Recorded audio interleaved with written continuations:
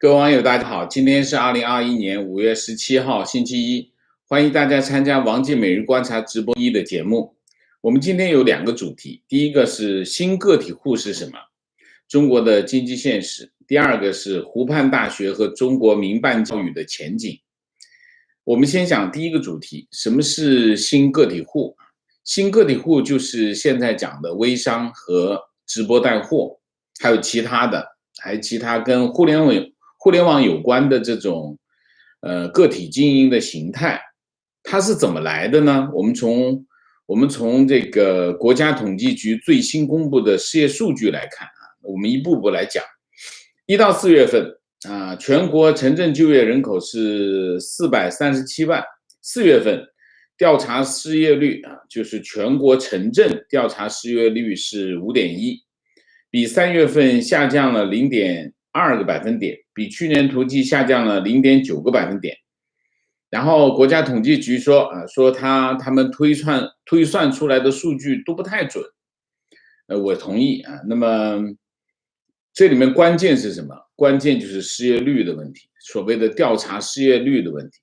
大家知道调查失业率肯定是推算出来。那么既然他说他的推算，上次他讲为了解释他的那个第7次人口普查的数据是准确的，他说他平时的这个推算的数据都不准确啊，所以我认同他这个判断。那么李克强在5月12号开了一个国务院常务会议啊，他在这个会议上有一个数据，我在这里报备一下，因为这个数据很重要。他说去年全年为了刺激经济啊，那么减免缓降啊这个社保费17000亿啊，这是个很重要的数据啊。然后向608万户企业发放了失业保险稳岗返还1042亿，这都是大家社保里面的钱啊，这些钱17000亿也好，1000亿也好，都是大家社保的。这里又出现了一个18000亿的窟窿啊，政府没有去填，它只是让大家不用交，但是后面还是要领。所以你想一下，其实中国的社保是非常不安全的啊。李克强说今年高校毕业生达到909万人，创历史新高啊。然后是要多举措，多措并举啊，做好高校毕业生、退役军人和农民工等重点群体的就业工作。这里面有2个问题，第一个问题，退役军人这个问题呢，我们不说啊，这个核心它人群并不太大。核心的是这2个群体，一个群体是大学毕业生啊，另外一个群体是什么？另外一个群体就是农民工。大学现在是5月份，5月份进入什么呢？进入大学毕业生找工作的高潮。那么今年你看中国的网上没有找工作的新闻，没有找工作的新闻，为什么？因为新闻不好写。所以现在都没有新闻啊，这是一块。另外一块，农民工等一下你可以看到啊，农民工现在有一个情况，就是农民工现在大量的返回农村，正在大量的返回农村。原因是什么？原因是2个。第一个，房地产投资开始回落。房地产投资回落，大家知道农民工其中一个非常重要的就业市场在建筑工地。建筑工地少了，这些人就没办法。建筑工地其实还是比较稳定，因为什么？农民工在建筑工地工作是能够攒下钱的，他吃住在工地，他花的钱不多，然后他的收到的钱他可以带回去。但是其他的消费场景就不同，很多的工厂，它虽然工资现在比以前涨得厉害，但是在农民工在城市生活的成本不断的上升，所以他们发现他挣不着钱，就是没有钱剩下，所以大量的农民工正在返回农村。他不一定返回乡下，但是他可能在附近的中心城市工作，这是一个很重要的趋势。这意味着什么？意味着未来未来一段时间会出现一个新的场景，就是就算是拿到了订单，也没办法开工，因为没有工人啊，这是一个情况。另外一个情况就是今年大学生就业非常困难，为什么？你看一下啊，这个当天会议决定：一、继续实施失业保险稳岗返还政策，就刚才的那个1000亿啊。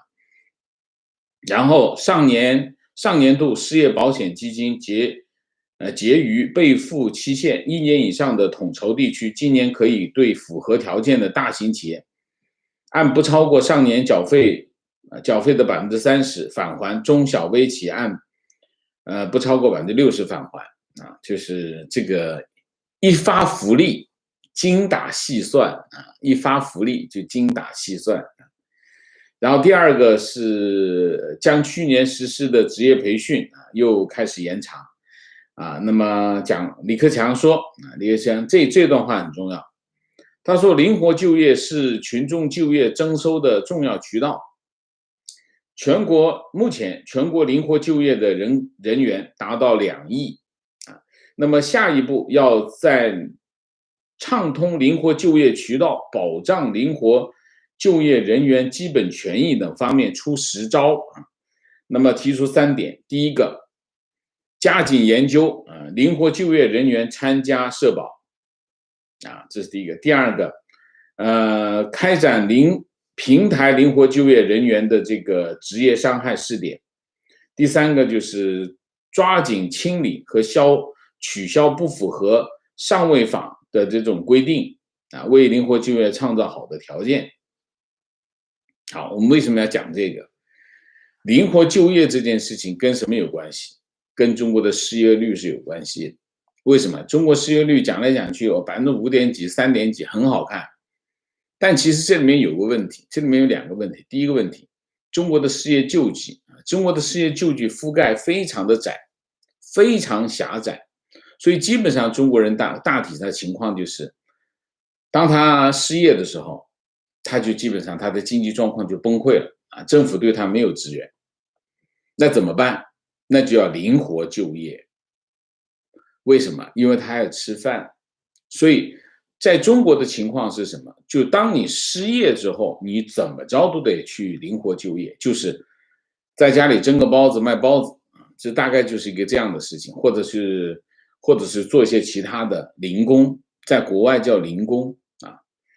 那么这个零工呢，在其他的经济体的统计当中，它是有非常明确的范围，就是说你在灵活就业的时候，你看你的工作时长有多少，超过某个时长的时候，这个就算作零工经济；少于某个时长的时候，你还是算失业。但是中国不是，中国只要你在挣钱，全部都是灵活就业。所以为什么中国的失业率很低？原因是什么？原因是2头堵，一头不给你提供资助，那你自己得去找饭吃，想办法用其他的方式找饭吃。另外一方，只要你找饭吃，我就不算你失业。所以中国的失业的情况，调查失业率为什么这么低，原因就在这里。所以实际上李克强又一不小心讲出了中国经济的一个非常重要的一个数据，就像他上一次一不小心讲中国有6亿，一个月收入不到1000块钱，一不小心把这个穿崩了，这次又穿崩了，他一不小心又把这个灵活就业人口有2亿，又穿崩了，穿崩什么呢？穿崩了失业率的问题啊。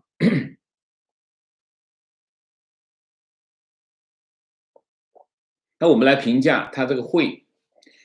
这个会呢，第一个，灵活就业对中国重要吗？对中国非常的重要，因为它决定了很多人会不会饿死的问题。但是真正重要的是什么？他这个会上面又出了一个幺蛾子，什么幺蛾子？灵活就业的人纳入社保，社保窟窿很大。那把灵活就业的人赶到社保里面去，让他们最重要的干什么？不是保障他们，是让他们交钱，这又是一个办法。这个李克强的这个经济政策没几个靠谱的啊，从 P2P 他鼓励 P2P，P2P 结果一地鸡毛，坑了多少人？第二个，记得上一次这个取消收费站，都是他干出来的事情。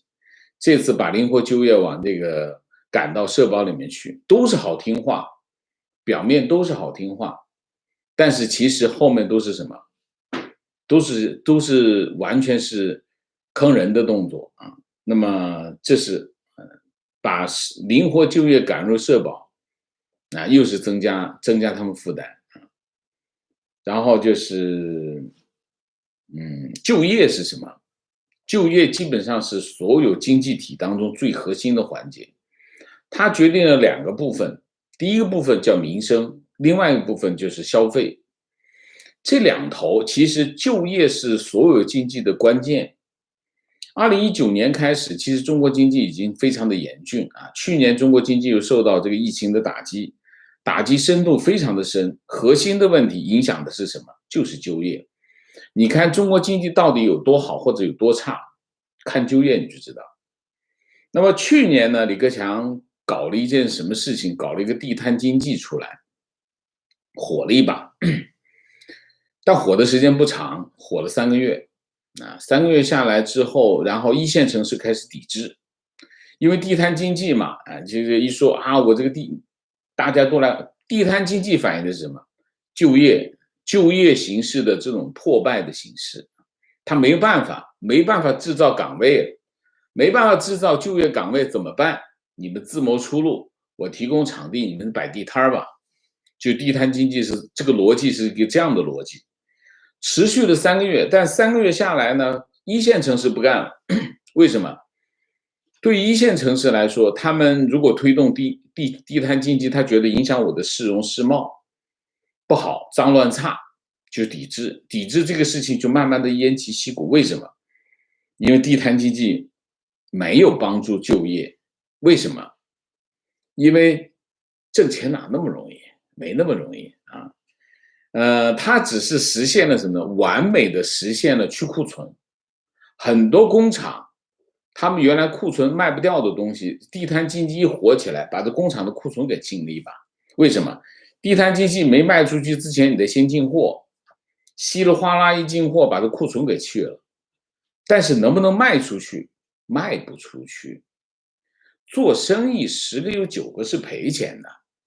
特别是这些地摊经济都是没经验，没有商业经验的，所以它能解决就业吗？不能解决就业，结果赔得要死，把这个失业下岗工人、失业工人的这个剩下的一点存款全给赔进去了。所以地摊经济推了3个月就不推了，为什么？没有结果啊！各个城市还开始慢慢的出现各种问题啊。所以地摊经济的落幕，实际上慢慢的暂时证明2点，什么问题呢？就是中国的就业问题不能靠这种形式来解决，为什么？因为消费力不足，核心问题是消费力不足，只有消费起来，你才能解决就业，你改变消费场景是不能解决就业问题的啊。我们拿4月份的数据来看，4月份国家统计局最新的数据，4月份社会消费品零售总额是33153亿，同比增加17%，非常好看，环比增加0.32%，不靠谱。然后呢，去年基数很低，那就跟前年比，19年比，跟前年比，2019年比增长8.8%，2年平均增长4.3%，啊，那么低于平时常年消费增长，就是社会商品零售总额通常是增长多少？过去10年大概是增长8%到9%，是正常水平，因为中间还有什么通货膨胀啊？那你现在2年平均增长4.3%，那其实跟没涨差不多啊，所以消费不好，核心的如果扣除价格因素之后，实际上涨了多少？2.6%，那就非常的差。你经济要增长6%以上，你这个只有2.6啊，这个不靠谱。还有一个数据可以证明什么？证明这个消费，证明这个消费比较，你可以比较。全球移动通信协会监测，中国移动通信就是手机，手机消费每个月平均支出是5.9毛4，低于全球11.3毛6的平均水平。就全世界呢，手机消费平均是11.3毛6美元，中国只有5.9毛4美元，那么中国大概只有全世界平均水平的一半，说明什么？消费力不足啊，消费力不足。那么，所以你看，消费数据没有回升，理论上来说，你不是中国一直讲中国经济消费恢复的最好，那理论上消费应该持续的上升，但是没有上升，不升反降啊。这里面有一个问题，什么问题？跟什么有关？跟负债有关。那么4月份啊，4月份商品零售就是平均其实这里面有一个原因是什么？就是杠杆。中国居民消费，中国居民部门啊，我们讲这个分类的话，通常我们分3个部门啊，一个部门叫居民部门，第2个部门叫政府部门，第3个部门叫企业部门，就是金融领域的分类啊，就是讲3大类。那么居民部门就讲的是老百姓，老百姓的杠杆去年涨了6.1%啊。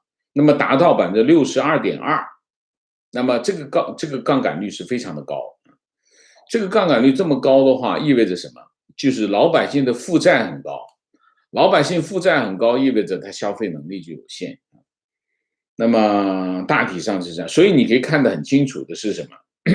整体来看，4月份的统计数据出来之后，你可以看到有几点。第一个，中国经济的恢复遇到的最核心的问题就是消费不足。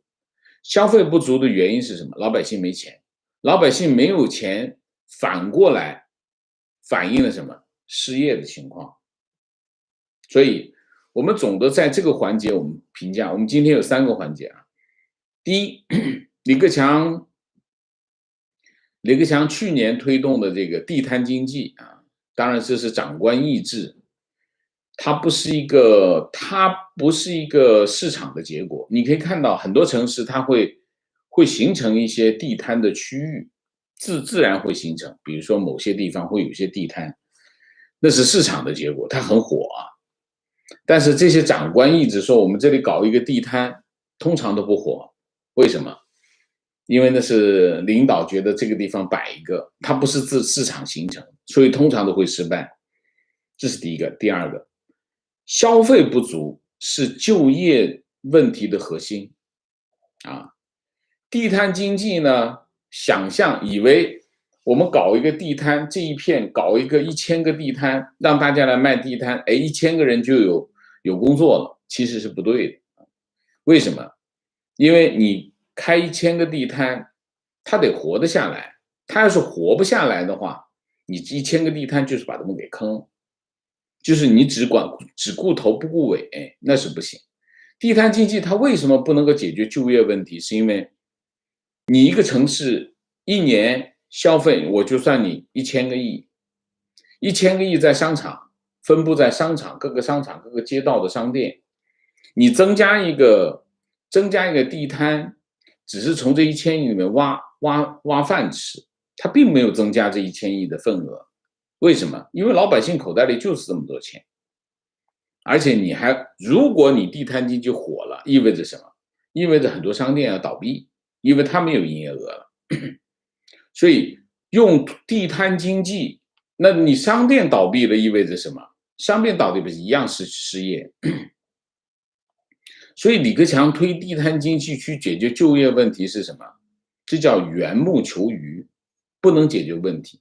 你要通过增加财富、增加经济的需求解决就业问题，你不能用地摊经济来解决就业问题。地摊经济解决不了就业问题，因为它活不下来。它能活下来意味着什么？意味着商场、商店要倒闭，这就是问题的根本。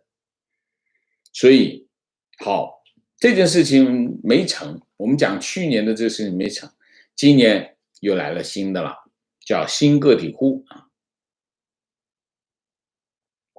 国家发改委啊，13个部门联合发了一个文件，这个文件叫《关于支持新业态、新模式健康发展，激活消费市场，带动扩大就业的意见》啊。现在呢，政府部门都喜欢出什么呢？出意见，以前都出决定、规定啊，现在出意见。意见什么意思呢？你可以听，你也可以不听，叫意见。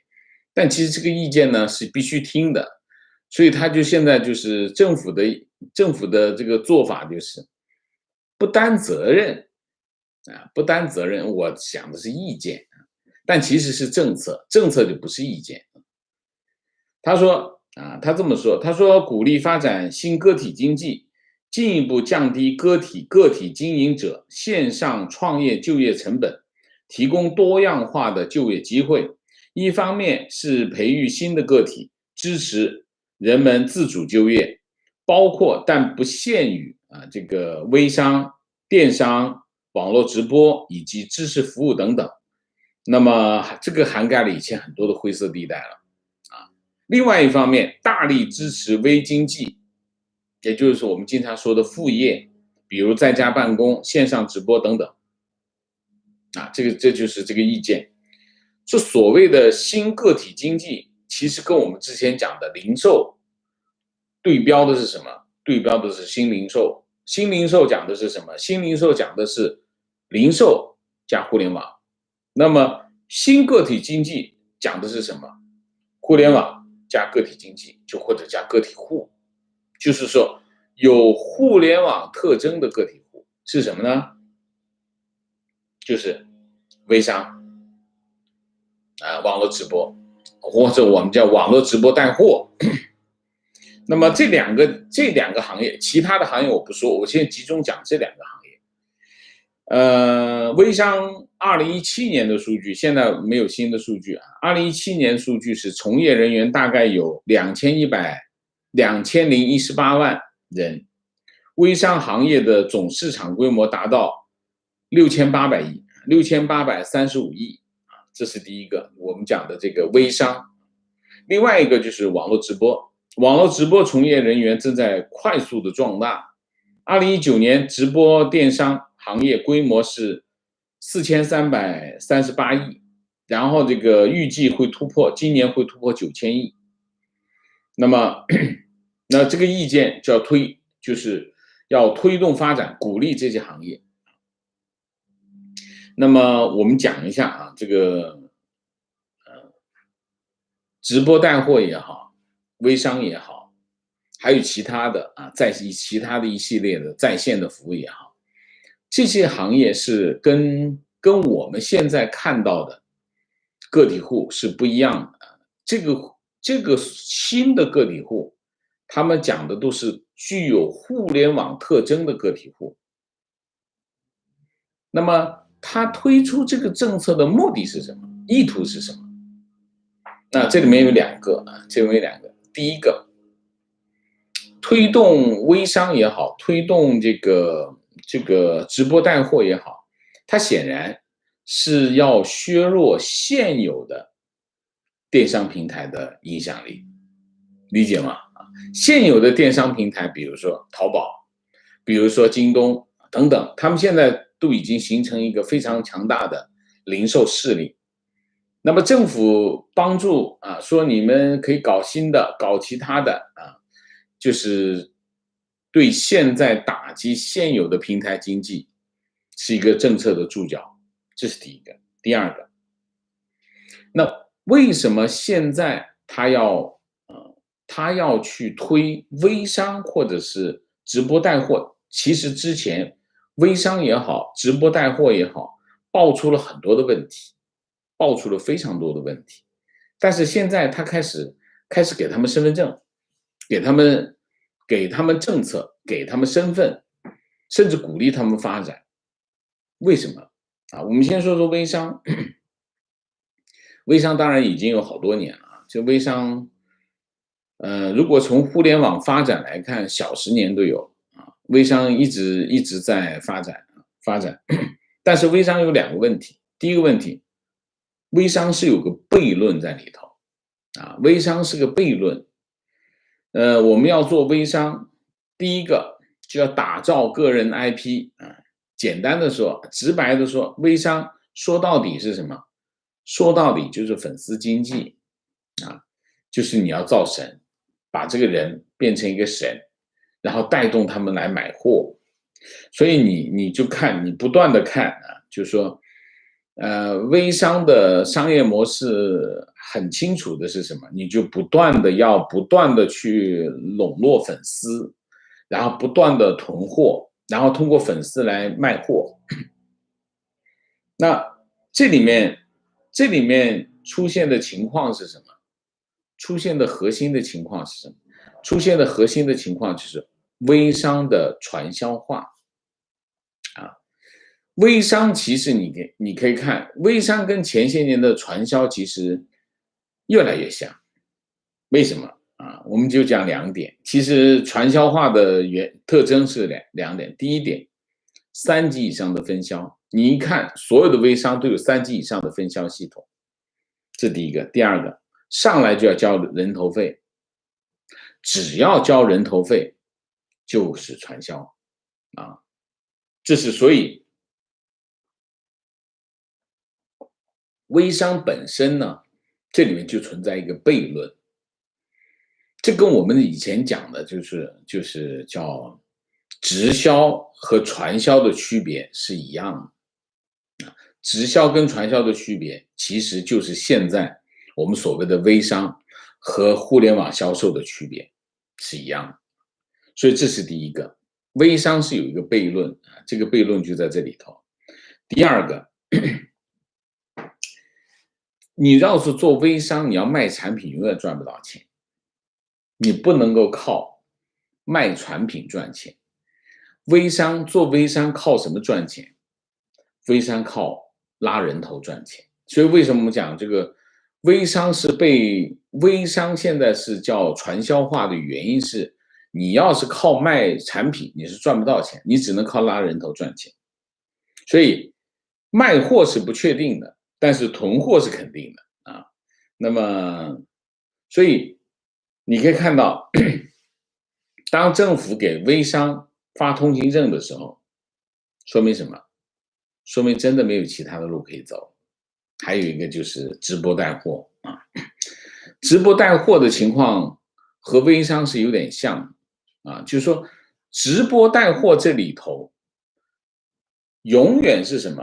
直播带货永远是头部，头部是能挣钱的，这个没有疑问啊。你也经常可以看到啊，头部挣这个谁谁谁一个节目卖了多少亿多少亿啊，那头部是可以挣钱。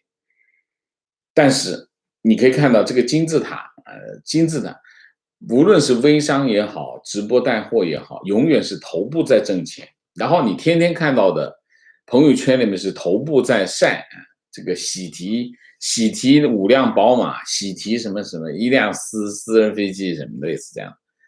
然后其实中间的情况基本上是打平啊，头部挣大钱，中间是打平，下面是什么？广大的底座是给上面供应利润的。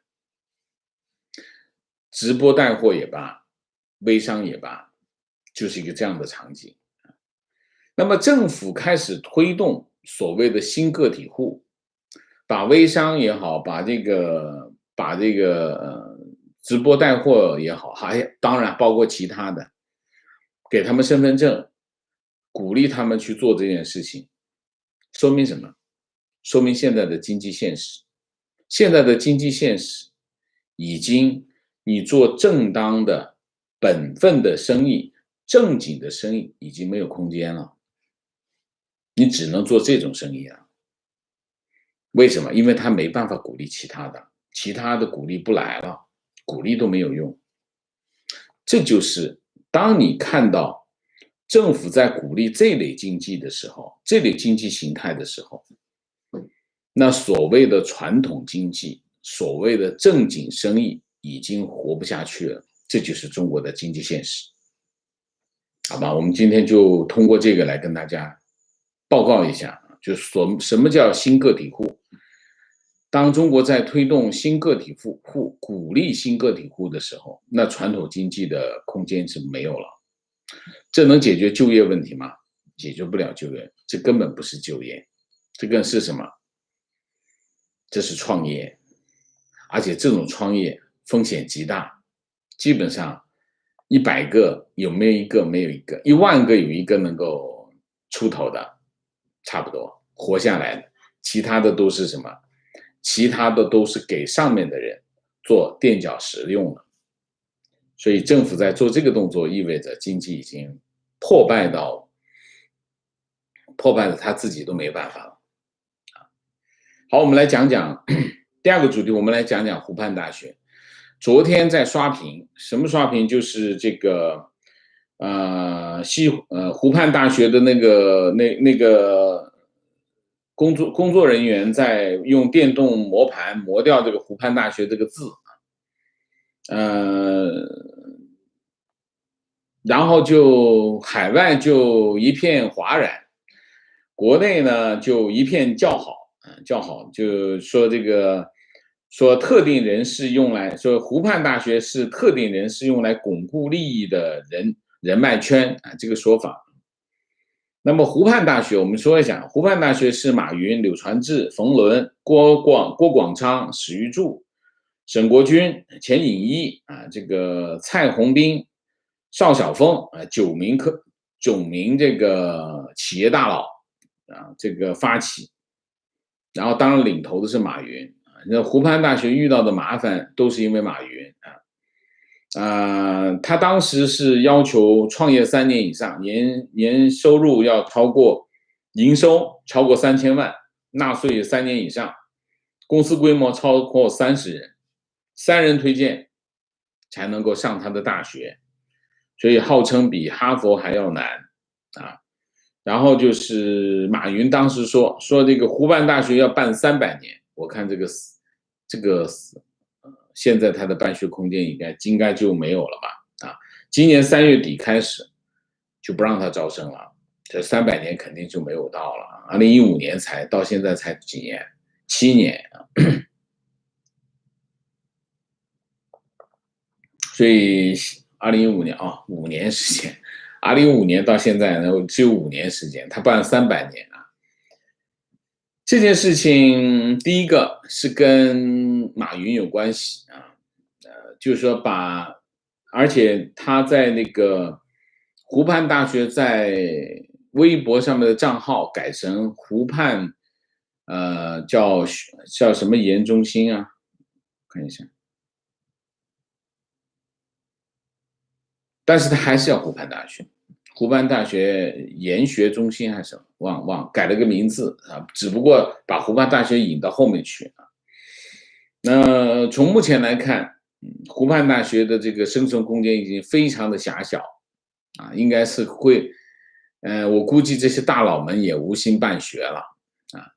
那么为什么要讲这个话题？我其实想讲后面这个话题，因为李克强签署了一个国务院令，修订《民办教育促进法实施条例》，这个条例是上个星期公布的啊，上个星期公布正好跟着这个湖畔大学一起讲讲这个民办教育促进法。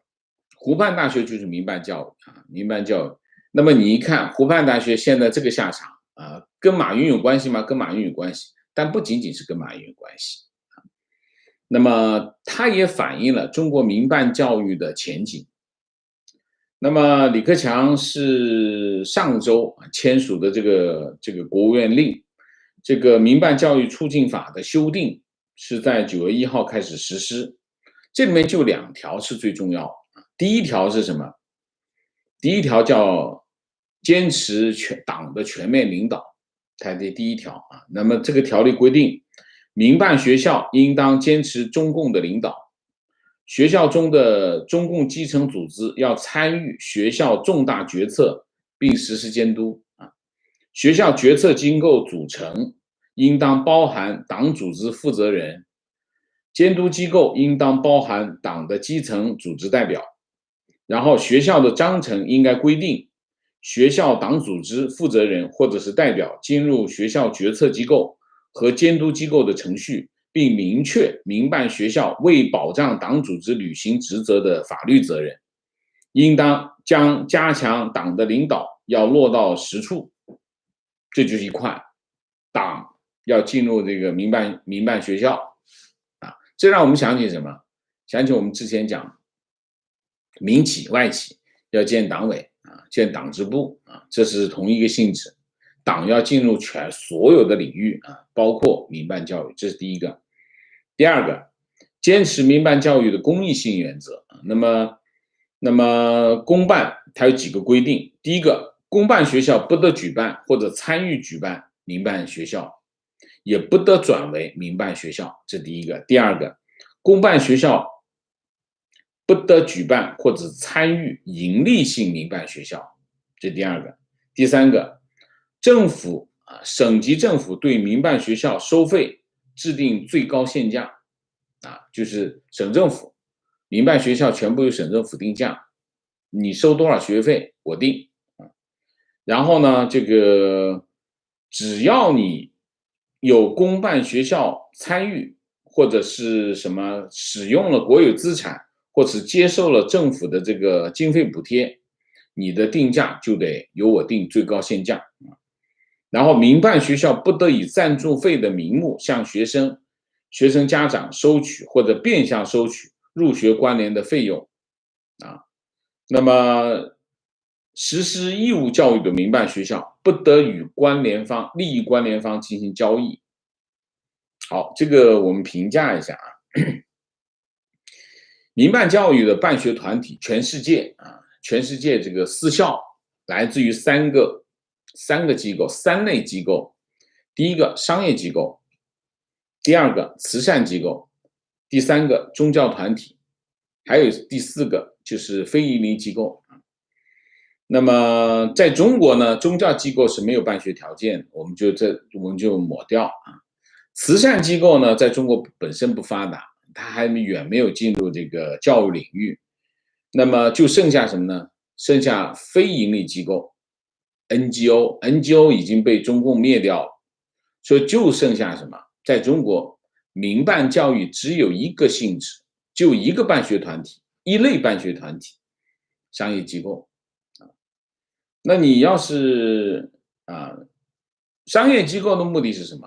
就是盈利这是中国民办教育的基本的动力，就是说用商业来推动民办教育的发展，这是在市场经济条件下中国民办教育发展的唯一的动力我们讲这个情况，这就是中国的民办教育的现实。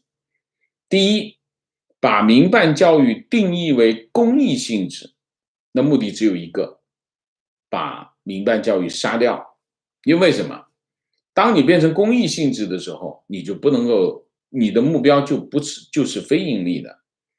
那你跟你商业机构，我办民办教育我是挣钱的，我要获利的，这完全是对立的。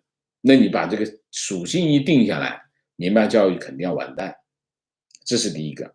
那你从湖畔大学你可以看出来第一个。第二个，加强党的领导。加强党的领导肯定是扼杀民办教育的另外一种方式那么党委一出现，教育就失败了那么中国的民办教育将失去他们现有的生存空间，发展就更谈不上现在就是活下去应该就越来越困难。然后他的命运，中国的民办教育的命运将和湖畔大学一致就是他们的生存空间将会越来越狭窄这就是我们今天的第二个主题。那好，那我们下面就今天这两个主题就讲到这里，我们下面进入互动。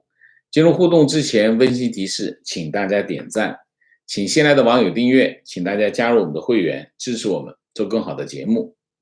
那么进入互动之后呢，请大家不要聊天，4个，情况、问题、观点、情绪啊。OK，明谢 Helen， 谢谢。观点：新个体户其实就是把地摊摆到网上去，非常对啊。我本来想这么说的，但后来想了一下，你说别人直播带货，说别人是这个，我本来是想说这个新个体户、新个体经济，其实就是网络摆地摊儿、网络地摊儿。但是别人直播带货那么大的明星，你说别人摆地摊儿好像讲不过去，所以我就没这么说啊。观点：中国民办教育也是民营经济的重要组成部分，也必将随着国进民退的浪潮进入寒冬时节。更何况，教育是 CCP 绝不肯放弃的阵地，怎么能让人随便染指？即使是马云也不行。对，非常正确，是这样。观点：制造业升级是可以解决这个问题。我认识很多人，包括亲戚，都在制造业干底层到了60岁以上，前提是中国的产业能够升级。解决就业问题是吗？制造业当然，制造业是个非常大的就业池，所以制造业是可以容纳大量就业的岗位的这个行业。但现在的问题是什么？现在中国的制造业遇到的问题是这样，订单好嘛，订单还不错。其实现在出口订单是可以的，但是现在出口订单的问题是什么呢？出口订单很多厂都不敢接单，原因是2个。第一个，汇率比较高啊，最近汇率涨得比较厉害，那么这对订单有影响。你汇率人民币汇率高，你这意味着你的价格就在上升，你的出口的价格就在上升，这是第一个。第二个，原材料的价格猛涨，原材料价格猛涨之后，有些行业、有些制造业它根本就没有利润，它挣不着钱啊，挣不着钱，这是第二个。第三个就是工人的工资，特别是在1线城市啊，一线、2线城市，你比如说像浙江啊、江苏啊、长三角、珠三角这一块，它现在的情况是工人工资涨得很快，他如果不加工资去找，就是用他原来的工资去招工人，招不到，工人不愿意去。工人不愿意去的原因，并不是他因为他觉得翘了，不是的，是因为工人算一笔账，我不拿到1个月拿到6000块钱，我是不可能，我根本挣不着钱，我没有钱寄回家。原因是什么？原因这个城市的生活成本越来越高。那生活成本越来越高，除了通货膨胀以外，核心的问题是，所有的城市运营的机构全是国企，国企没有竞争力，也没有动力降低成本，所以国企的成本就高，国企效率低，结果整个城市运营成本越来越高。运营成本的越来越高的后果是什么？大家在城市里的生活的价格成本越来越高，那这是核心的问题。那这些工人他就不去你这个岗位，这个如果你用新的工资能够招到工人的工资，对这工厂来说，这订单是赔钱的。所以现在的企业制造业遇到的问题，做出口单的问题就是，如果你按照现在的情况去接订单，你挣不着钱，甚至还要赔钱。但是如果你不接这个订单呢，这个单子可能就流走了，流失到东南亚去了，流失到越南去了，就是这样的问题。你加价呢，这个单子也流失了；你不加价呢，你就赔钱。所以制造业现在的问题，主要的问题是在这一块。所以你可以看，制造业的 PMI 的数据还可以，但是核心的问题是什么？核心的问题是，他没钱挣，就这个问题。观点：民办学费政府定价的话，赞助费又不给收，那么民办教育的发展就极大的受限了，不是其他受限，民办教育就办不下去了啊。公办教育资源不足的情况下，官二代、富二代们本来去上私校，就会跟我们老百姓一起竞争公办校，公办教育资源会被挤兑，最后公办校的寻租贡献更大，普通百姓付出更大的代价。非常对，这就是一个价值链，就是一个这样的关系。情况从商业街的人数对比，以前辽宁大连外来人口少了很多。观点：面对问题才能解决问题。中国就像王老师说的那样，一直在掩盖问题。那如何拟定合适的政策来解决问题呢？10个瓶子9个盖，总有盖不住的时候。这样的经济环境能一直增长 GDP 吗？很难说。现在的情况是什么呢？就是说，我是觉得核心的问题，你得让中国的老百姓口袋里要有钱。如果不能解决这个问题，你一直在剥削这个老百姓，那最终是解决不了问题。所以我一直在讲，所谓的新权威主义核心的问题是什么？他们的理论最终有一个破口，最终的破口是什么？最终的破口就是消费这一块。那你还是，如果你不依赖消费，那你就依赖出口，无非是这2种依赖。你依赖出口，你跟美国关系搞翻了，你出口是有问题的。那你说啊，我内循环就行，你老百姓没有钱，你内循环不起来，为什么？他没有钱消费。那如果你要让老百姓更有钱，口袋里要有钱，你就必须进什么？结构性改革，就是必须放弃国有经济，老百姓口袋里才会有钱。你不放弃国有经济的话，老百姓口袋里是不会有钱。这就是中国现在所谓的中国道路的一个悖论。中国道路的悖论是什么？中国道路的悖论就是你压榨中国的老百姓，你最终没有办法让这个故事运行下去。这就是中国道路、中国故事的悖论。提问：新个体户怎么交税？这不是 CCP 收不了这个群体的税了吗？我们要讨论这个问题吗？我们别讨论这个问题吧。你帮 CCP 出主意嘛？好不容易挣2个钱，还都是赔的，你还让他交税啊？我不说这个问题啊。提问：请问王老师，农民工返回农村是不是可以改善农村凋敝的情况，起码人气回来？农民工不会返回农村啊，我刚才讲的不严密，其实他是回的。你比如说，他从山东来，这农民工也从山东来，他在哪打工？他在上海打工，他发现在上海根本钱剩不下，一个月6000块钱，好像钱挺多，结果左扒拉右扒去，结果没钱剩，家里老家他山东来的，老家还有什么？老家还有老婆孩子啊，不还有孩子，还有老人，他可能2口都在上海打工。那发现钱攒不下来怎么办？他就回山东他不可能回农村，回农村他不是农村没有就业岗位，那他可能就在山东，在烟台，在威海找工作，那里的生活成本相对比较低。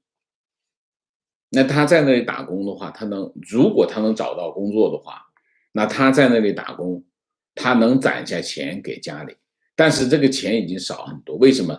在威海、在烟台打工的工资收入没办法跟上海比，就是这个道理。所以他不能够解决，他能不能解决这个农村的凋敝问题？解决不了，因为他回不到农村。农村，大家记住，农民工一出来，他就回不去的了。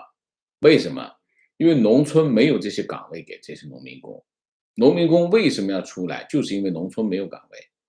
所以他回不去的。原来中国的农村还有一个情况是什么？原来中国的农村呢，它的生活形态呢，就是我还能够保持一个自给自足的这样的状态，比如说留点地啊，自己种点种点小麦，种点水稻，自己吃，家里养口猪，养几只鸡，弄点菜，那基本上我在农村我就这样，我还能够用很低的成本生活，我这个没问题，吃口饭没问题。但现在实际上是这个生活形态已经不存，已经崩溃掉了。为什么？在中国的生活成本已经上来了，而且养猪啊什么都不存在，你必须也去买肉，也去这个市场买菜吃。原有的这种生产方式已经不存在了，所以实际上这些我们以前讲农民工也好，来自农村的人也好，他在城市他至少有个后方，就是他在城市失败了，他可以退回农村，因为他还有土地，这是以前的认知。实际上现在的情况是什么？现在的情况，这些农民工也没有退路，因为农村的情况也翻天覆地了。当他翻天覆地的时候，他已经退不回去了。所以农民工是一群没有退路的底层人啊，底层的生活在底层的人啊，所以这是，所以我经常想的一个问题就是，这些农民工，第一没有保障，第二压力非常大，没有一个农民工不欠债啊，只要有一点点事情就一塌糊涂啊，稍微有生个病啊什么的，这个家庭就天就塌下来。所以中国这么大群，中国有将近3亿农民工啊，3亿农民工啊，这个群体其实是中国最脆弱、最惨的一群人啊。那么中国政府就不断的压榨他们，从来没有给他们提供任何的保障，还拖欠工资啊什么的啊。观点 CCP 社保这个窟窿靠他自己是没法填了，只能想出各种政策搜刮民脂民膏，看着就像古代重税一样，结果是可想而知的。是这样啊，他现在就开始打这个灵活就业的主意了啊。提问王老师，为什么我和国内的同事，汽车零售零部件行业谈起国内经济，他们都充满了自豪。外派来的一个博士最近还辞掉欧洲这边的工作回国内总部了，是因为汽车行业比其他行业强一些吗？是的，汽车行业非常的火。行业火的原因是有2个，第一个改朝换代，当你一个行业在改朝换代的时候，那就意味着大量的资金进入这个行业啊。我刚刚看到的是美的啊，美的开始进入汽车、电动车，就是中国正在经历一个什么呢？经历一个由这个燃油车转电动车的一个这样的世代变化的时期。在这个时期，这个行业有大量的需求，所以国内的同事谈起国内经济跟国内经济没有关系，跟这个行业有关系。那到时候你可以看啊，传统的汽车制造行业将会出现大量的流失，然后新的电动车行业正在不断的壮大，这个行业在萎缩，跟这个是有关系的。这是一个方面，另外一个方面就是我还是说过，上次在另外一个节目说过，很多网友跟国内联系啊，国内的网友那信心爆棚啊，国内很好，现在很好，这是洗脑吗？不一定，大部分的情况就是心理优势，他活得好不好跟中国经济，他懂什么中国经济？他不懂中国经济啊。但是他一定要把中国说的好一点，为什么？因为你在国外啊，你在国外讲回去，他肯定要跟你讲的好一点，否则他怎么跟你平起平坐，甚至还有一点还得居高临下一点。所以这个问题不足以，就是说大家在接触个体的时候，你遇到的一些状况不足以反映他们所面临的社会场景，好吗？啊，这里面有个人因素在，有情感的因素，有心理因素在里头啊。情况，朋友和我都是按季度交纳社保，去年虽然有减免，但从去年下半年开始，需要每个月再多交600人民币左右的住房公积金，个人挂靠社保平台的费用却是不降反升，报复性反弹啊！情况，去年圣诞节一个柜到欧洲1000美元，这个月变成了10000美元一个柜。提问，请问王老师，现在中国的商品是否都是传销了，包括很多实体店？我不知道。当你发现就是越来越多的商品销售传销化的时候，那正行生意说明正行生意已经没得做了，正行生意没得做才会去做传销嘛。传销是什么？传销是梦想驱动型的商业模式。梦想驱动型的商业模式，大家记住，只要贩卖梦想都是骗局，包括中国梦都是骗局啊！只要一跟你讲梦想的这个商业模式，一定是骗局。为什么？你想一下，贩卖梦想都是些什么人？好吧？观点：中国现在的社会状况，做老实人没活路，做好事会吃亏，做正当生意没出路，非常对。提问：在大量社会人员失业的情况下，毛的措施是当知青。现在的情况，经济情况，这样的负债情况下，共产党的统治依据已经耗尽了。那么习政权的合法性又是什么？洗脑是不能当饭吃的。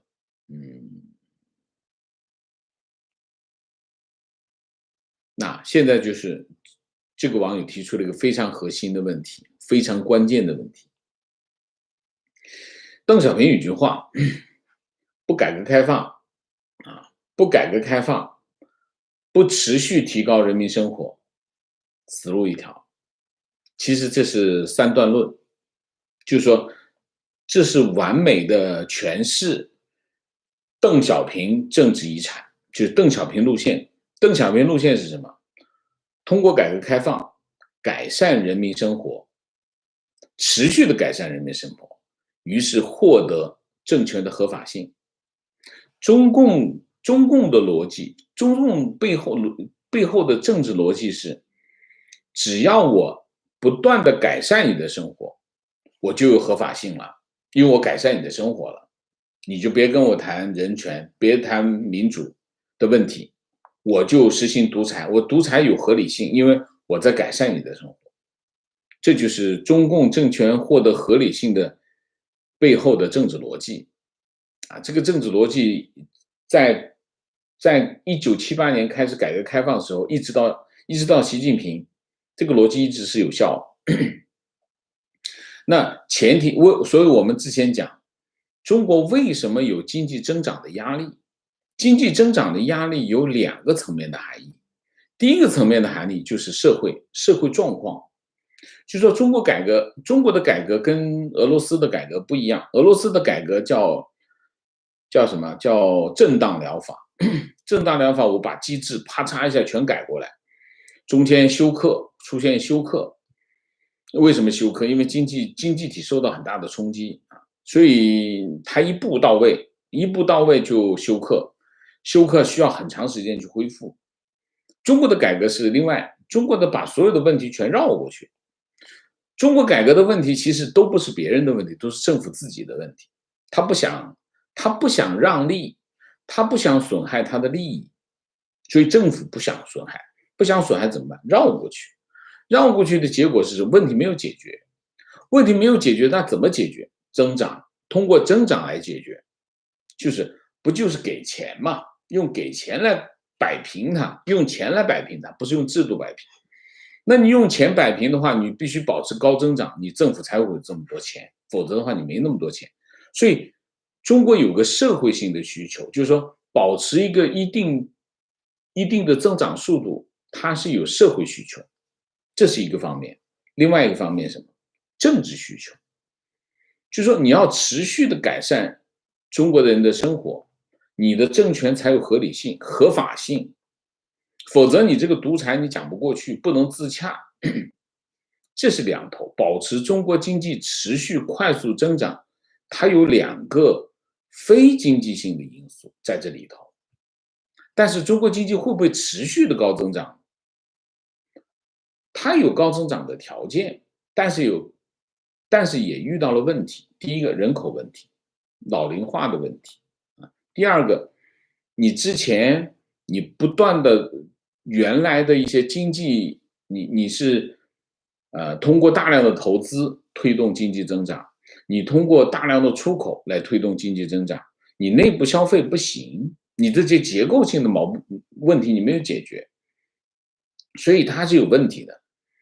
那习近平上台之后，他做了一个更激进的动作，就是国进民退。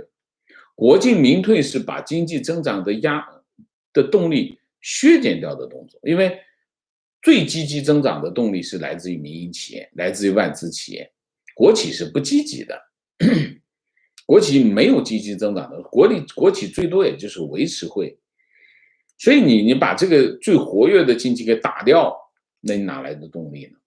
所以现在的问题就是一个这样的问题，他就遇到了什么问题？他就遇到了经济增长上不去的问题。经济增长一上不去，你看就业来了，社保来了，什么问题都会来，这是一头。另外一头，当你的中国人的生活水平开始下降的时候，那中共的合法性就有问题了。所以这两个问题，经济增长放缓或者是经济增长持续放缓，对中国来说就有这两方面的问题，包括中共的合法性的问题啊。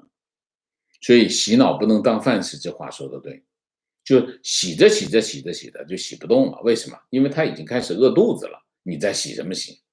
肚子咕咕叫比你这洗脑的这个管用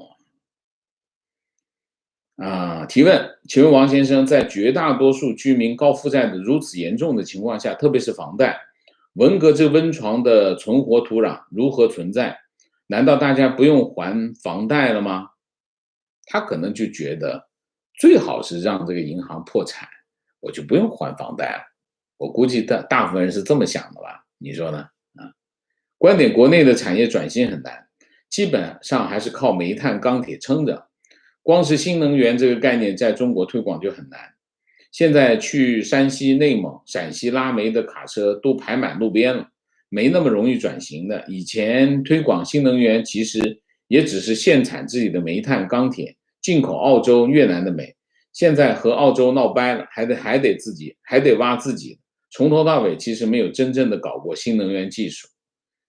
观点，各个领域要开放，提高竞争，尤其是国企垄断的领域要开放，让民企去竞争，最终老百姓才能得到更优惠的价格。不得不说，房地产是其中最大一块，垄断难。提问，朋友给我发一则消息说，某日本专家证明COVID-19 病毒来自人工合成，绝非来自自然。根据 CCP 的作风，我一点都不意外。只是我在跟他交流的时候，他告诉我，其实很多欧美知识分子都已经达成共识，都知道来自 CCP。那么既然如此，世界各国应该对 CCP 有所应对才对。为什么看不见任何明显的应对举措呢？我也不知道，没有到这个政治环境、政治气候吧。因为，你有共识和你有证据这是两回事，你有看法和你能够拿出证据来证明这件事情，这是两个不同的事情。这是第一个。第二个，如果真的要追责，用政府的名义追责，那就两国开战了，基本上是两国开战的那个情况。那中国全是西方国家有没有到这个程度呢？我看是没有啊。情况坐标佛山，最近小学要求学生家长注射疫苗并拍照凭证发班主任。今天收到的信息有北京中生疫苗去打的时候，志愿者说可能因为北京的疫苗今天来的人特别多，平时都是科兴疫苗，北京的疫苗比较稀缺。OK。情况，医保制度不可持续，这医保带量采购剔除了99%的进口药，仿制药通通进入一致性评价，可想而知会拉高死亡率。可见高层还是很高明的，业内人士，高层有多高明？他有什么光明？我们经常碰到的评价是，中国又胜了啊，中国又赢了啊。提问：王老师曾经说过，不要参加国内的社保，那么将来没有退休金、医保，我们该怎么面对？听听王老师的意见。我没有建议过不参加社保啊，我是告诉大家，社保未来不可靠。如果是退休金可以买商业保险啊，可以买商业保险，可以考虑这个啊。如果社保不可靠，你的退休金其实是不可靠的，一样的问题啊。它羊毛出在羊身上，你要知道，我不知道你的退休金在哪里啊，因为每个人都要考虑这个问题啊。我们以前不需要考虑这个问题，因为你有单位就行。现在的情况不一样，但问题是什么？当我们把所有东西全部放到社保里面去的时候，这个社保本身是广东话叫春鬼桶啊，就这个抽屉没底，它往下漏东西的时候，那实际上你的未来的退休金也好，这个医疗也好是不安全的。那大家知道以前叫这个10亿人民9亿骗，对吧？10亿人民9亿什么中央也不怕，最后来个大涨价，大概是一个这样的东西。就是说这个跑冒滴漏的一个这样的一个社保，你现在不管它这个一会儿优惠一下，那个一会儿挪用一下，最后你不知道里面是个什么东西。最后等你去拿这个退休金的时候，他说：“哎呀，我们这个亏空的不行了，我们得打折，你怎么办？”一样的问题。所以在这个情况之下，我觉得，那就自己想办法买保险，买商业保险。商业保险至少是个选项啊，好吧？我没有任何在这个问题上我没有任何的建议，我只是告诉大家可能发生的风险，大家在做选择的时候要考虑这些风险啊。选项可以考虑商业保险是其中一个选项，好吧？提问：近期北京搞居委会换届选举，问了几个朋友，他们小区也在搞，都是本月中旬投票，每个年满18岁的居民可以参加，每个参选人都会下发打印的纸质选票。请问王老师，这个操作有什么目的？这是到了换届的时候了，如果真的在选，就赶紧去选。我呼吁大家都去选。